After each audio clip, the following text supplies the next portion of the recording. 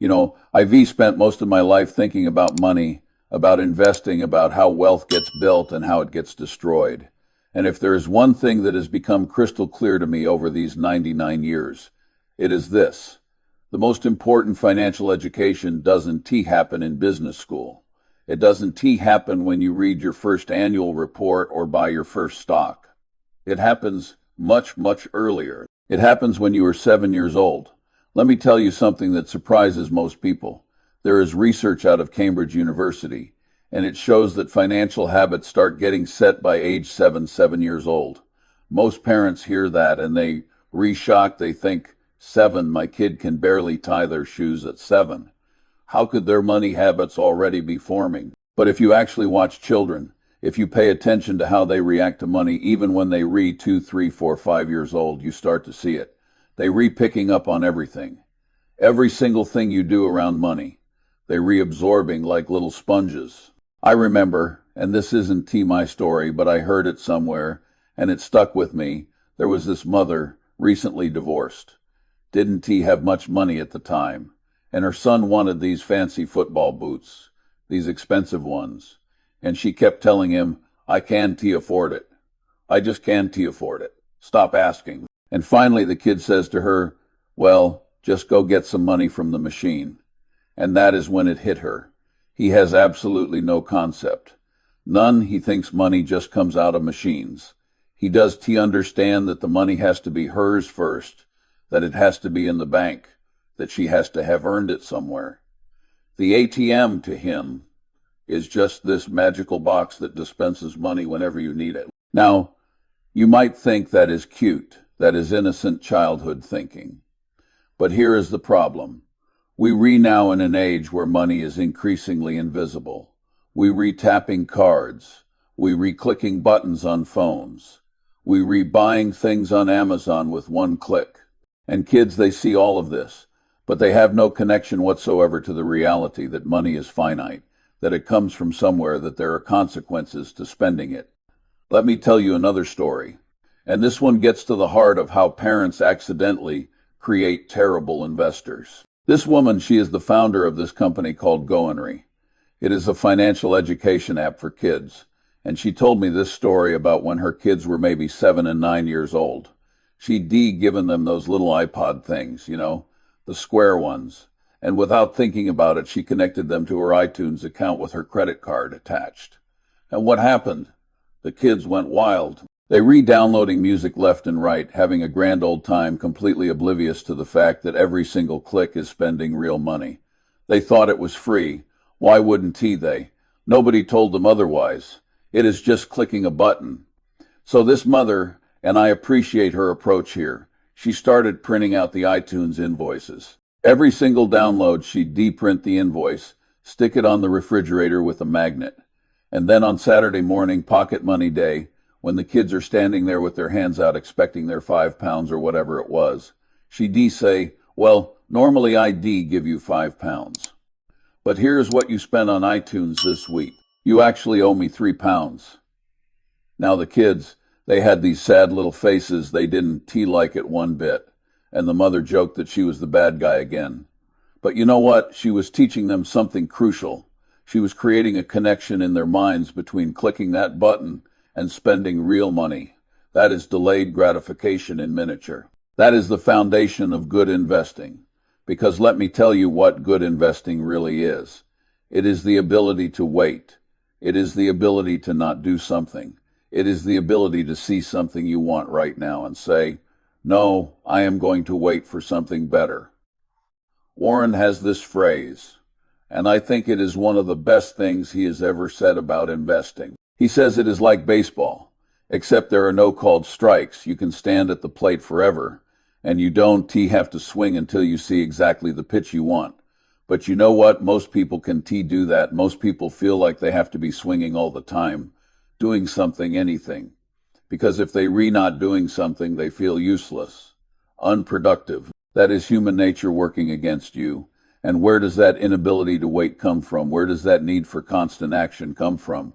I'll tell you where. It comes from childhood. It comes from parents who never taught their kids to delay gratification. I have never in my entire life met a successful investor who didn't he have the ability to wait, who didn't he have what you might call the deferred gratification gene. Now, some people are born with a little more of that temperament than others. I'll grant you that, but it can be taught. It has to be taught, and it needs to be taught early. Let me talk about pocket money for a minute, because this is where so many parents get it wrong. The research shows, and this is really fascinating, whenever anybody asks, what is the one thing you can do to help your kids learn about money? The answer is simple. Give them regular pocket money. Not conditional pocket money, not if you are good this week money. Regular, predictable pocket money. Because what you are teaching them is that money is a limited resource that has to be managed. They get X amount on Saturday. That is it. When it is gone, it is gone. They have to make choices now. Some parents, they tie pocket money to chores. And I have mixed feelings about this. On one hand, you want kids to understand that money comes from work, from creating value. That is important. But on the other hand, there are certain things in a household that you should just do because you are part of the family. You don't get paid to tidy your room. That is just expected. What I've seen work better is this. Give them the regular pocket money. No strings attached. That is theirs to manage. But then, if they want extra money, if they want to save up for something special, that is when you can say, okay, here is an extra job. If you help me build this shed, if you do this bigger project, I'll pay you for that. That teaches them something different.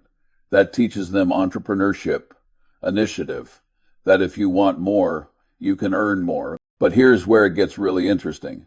And this is where I think most parents are completely missing the boat. It is not enough to just give kids money. You have to teach them what to do with it when it arrives. You have to teach them to make choices.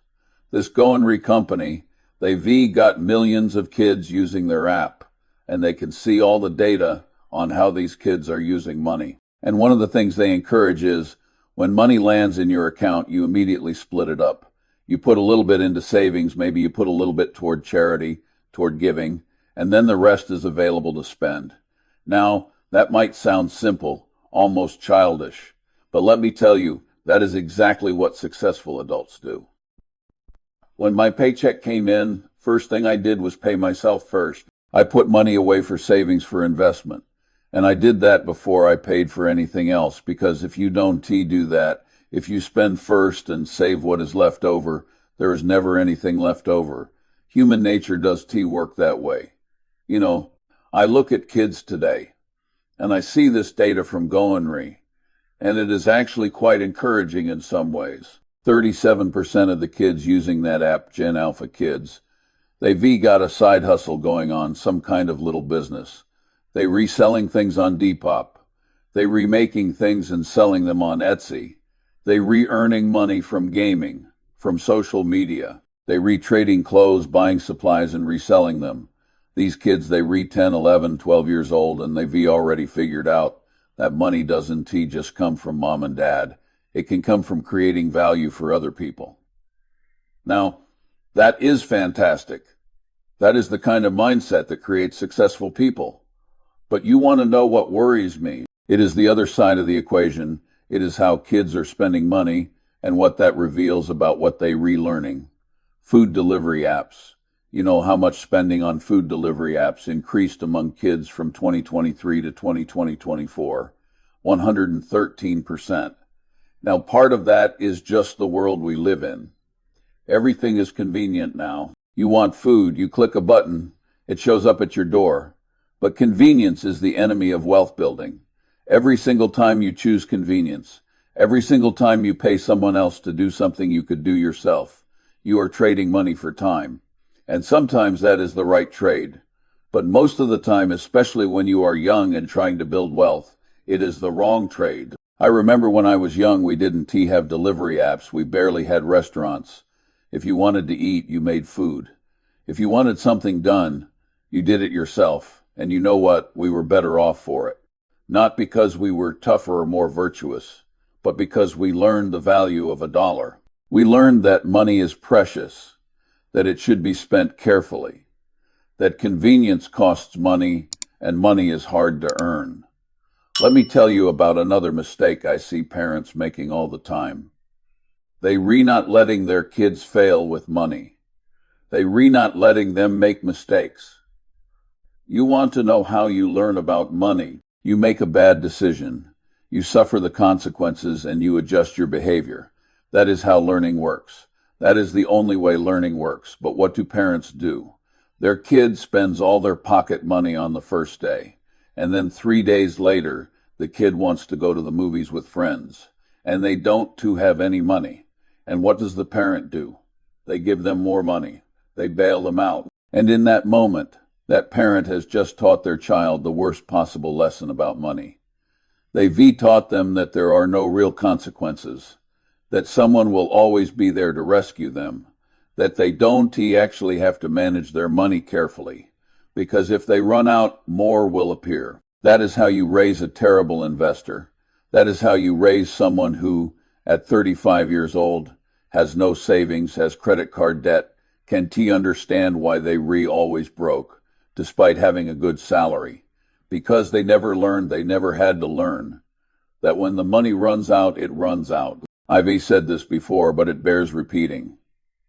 One of the most important traits you can develop is the ability to handle mistakes. The ability to suffer a loss and not let it break you, not let it send you into a panic, not let it cause you to make another mistake trying to fix the first one. And where do you develop that trait? When the stakes are low, when losing 5 pounds because you spent it all on candy is annoying but not life. Destroying, that is when you are supposed to make those mistakes. When you are supposed to learn those lessons. But if parents protect kids from ever experiencing that, if they smooth out every rough edge, then what happens when that kid grows up and makes a real financial mistake?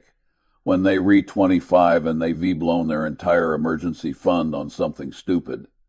They don't know how to handle it. They never had to handle it. So they panic, they make it worse, they compound the error. Let me talk about something else that is really important. And this gets to how parents talk about money around their kids.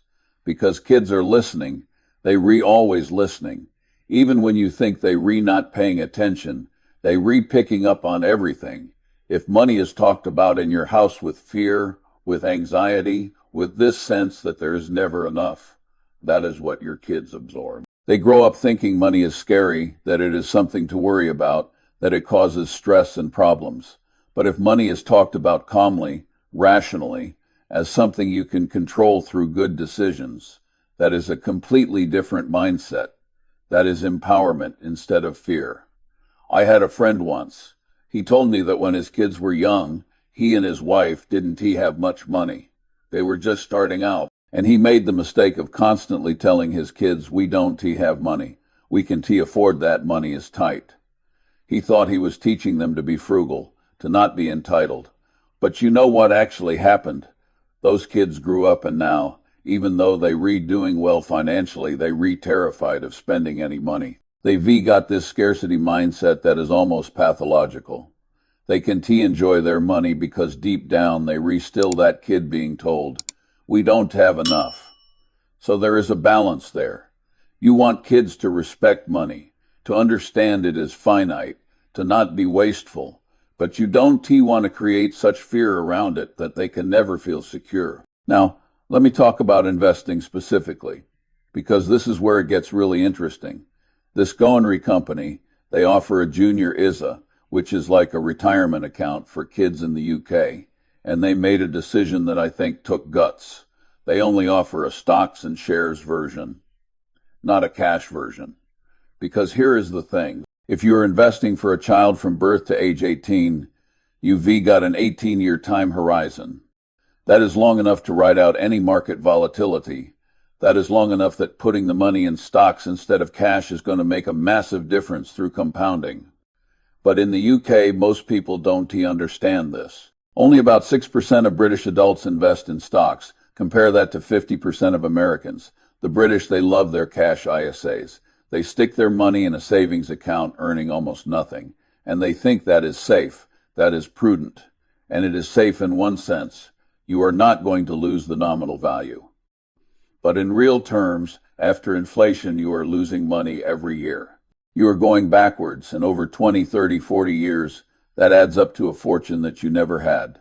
So this company, they could have offered a cash option. They would have gotten way more customers. British people would have flocked to it, but they made the decision to only offer stocks, because that is what is right for a long-term investment, even though it is less popular. That is putting the customer's interest first. That is doing the hard right thing instead of the easy wrong thing. And you know what I think will happen? I think those kids who grow up seeing their junior ISA grow through the power of compounding, through the power of owning businesses instead of lending money. They're going to grow up with a completely different understanding of how wealth is built. And some of them, their parents are going to notice and think, maybe I should be doing that too. That is how you change a culture. Not through lectures, not through financial literacy classes, but through actual experience, through seeing it work. Let me tell you what I think is the most important thing, the thing that ties all of this together. The most important thing you can teach a child about money is not how to invest, not how to pick stocks, not even necessarily how to save, though that is important. The most important thing is character. Are they honest? Can they delay gratification? Do they take responsibility for their mistakes? Are they disciplined? Can they stick to a plan? Do they understand that life isn't fair? That sometimes things go wrong and that the answer is to dust yourself off and keep going? Because I'll tell you something, I know plenty of people with average intelligence who become wealthy because they had character. And I know plenty of brilliant people who gone broke because they didn't. Character is destiny in finance. If you are dishonest, eventually you get caught. If you can delay gratification, you spend everything and save nothing. If you can take responsibility for mistakes, you keep making the same ones over and over. If you lack discipline, you chase rich, quick schemes and lose everything. And where does character come from? It comes from childhood. It comes from parents who model good behavior, who set expectations, who let kids fail and learn and grow from it. You know, Warren and I, people ask us all the time, what is the secret to our success? And the truth is, it is not complicated. We learn to wait. We learn to say no to bad ideas. We learn to only do things we understood. We learn that admitting mistakes quickly is better than compounding them slowly. We learn that life isn't fair, but whining about it doesn't help. Those are all character traits. They not intelligence, they not technical skills, they character, and they teachable, but they have to be taught young. Let me talk about one more thing before I wrap this up, and that is the specific mistakes I see parents making in 2023, 2024, that are going to create really serious problems for their kids down the line. First mistake is the phone. These kids today, they all got smartphones by age 9, 10, 11. And those phones are connected to payment systems, Apple Pay, Google Pay, One. And what happens is spending money becomes completely frictionless. There is no thought, no delay, no real decision. You see something, you want it, you click. It is yours. That is training your brain for terrible financial habits. That is the opposite of delayed gratification. That is instant gratification on steroids. And I look ahead to what is coming in 2025, 2026, and I see this getting worse, not better. More AI-powered shopping assistants, more personalized advertising, more ways to separate you from your money without you even thinking about it. These kids, they're going to be adults in this environment. And if they haven't developed the mental discipline to pause, to think, to ask, do I really need this? They're going to get slaughtered financially. Second mistake is not teaching kids about the difference between money and wealth. Money is what you spend, wealth is what you accumulate. They're not the same thing. A kid sees their parent tap a card and buy something. They think that parent has money. They don't see the spreadsheet where the parent is tracking every dollar. They don't see the retirement account growing. They don't see the unglamorous discipline of putting away 20% of every paycheck before spending anything else. Third mistake, and this is a big one, is the parents themselves don't understand investing. So how are they supposed to teach their kids? You've got parents who are terrified of the stock market, who think investing is gambling, who think the safe thing to do is keep everything in cash, and they repassing that fear and ignorance on to their children. I mean, think about it. Over the last 100 years, stocks have returned something like 7% real after inflation. That means your money doubles every 10 years roughly. Over 40 years, from age 25 to 65, that means your money can multiply by 16 times in real terms, even more in nominal terms. But if you keep it in cash earning 1% or less, you are lucky if you keep up with inflation. You might retire with the same amount of money you started with in real terms, which means you are massively poorer because you could have had 16 times as much. That is not small potatoes. That is the difference between retiring broke and retiring wealthy. That is the difference between being a burden on your children and being able to help them. And it all comes down to understanding one simple thing, which is that over long periods, owning good businesses beats lending money to them or keeping cash under the mattress. But if parents don't understand that, if they too scared to learn it, too scared to do it, then how are their kids ever going to learn it? The answer is, they and they end up just as bad off or worse. Fourth mistake is giving kids too much too easily. I see this all the time with wealthy families, though it happens at all income levels. Parents want to give their kids everything they didn't have. They want their kids to have an easier life than they did. And that is natural. That is human. But it is also destructive. Because if a kid never has to work for anything, never has to save up for anything, never has to make the choice between thing A and thing B because they can have both, what are they learning? They relearning that resources are infinite, that there are no trade-offs, that someone else will always provide. And then that kid becomes an adult, and suddenly there is no one else providing, and they have no idea how to manage money because they've never had to. They spend everything they earn, and then they go into debt, they make terrible decisions, and the parents, they re-shocked. How did this happen? We gave them everything. Yeah, that is the problem. You gave them everything. You should have given them enough, and then let them earn the rest. Look, I am going to be blunt about this because I've lived long enough that I can be blunt. The way you destroy a child financially is simple. You give them money without them having to earn it. You bail them out every time they make a mistake. You don't teach them the difference between needs and wants. You model bad financial behavior yourself while expecting them to do better. You let them grow up in this digital environment where spending is frictionless and there is no connection to the reality of money. And you don't teach them to invest, to own businesses, to let compounding do the work. Do all of that. And I guarantee you, your kid will be broke at 40.